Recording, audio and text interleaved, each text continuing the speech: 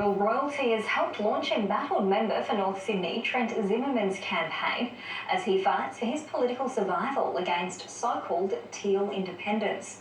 Former Prime Minister John Howard joined former New South Wales Premier Gladys Berejiklian in her first official appearance since quitting politics.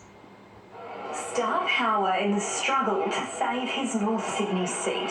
Trent Zimmerman was joined by Gladys Berejiklian in her first official appearance since quitting politics during an anti-corruption probe centred on her personal life.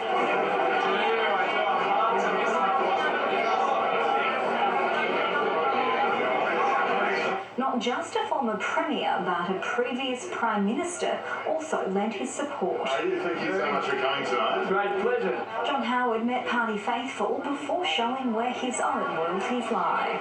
I do want to especially welcome Gladys Berejiklian. There was plenty of support for the former Premier.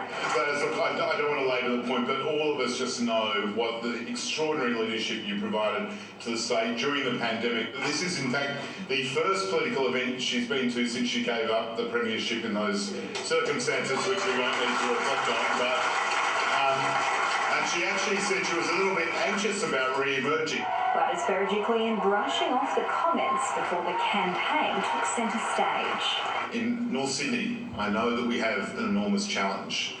Trent Zimmerman is fighting to retain his seat, held by a 9.3% margin, against independent Kylie Tink and Labor's Catherine Renshaw.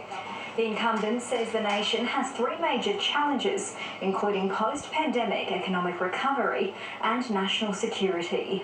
The third great challenge and opportunity for our nation is how we do manage that transition to net zero emissions for our economy. But with the coalition's climate credentials being targeted by independents backed by the Climate 200 group, another challenge may be being re-elected to his vulnerable North Sydney seat.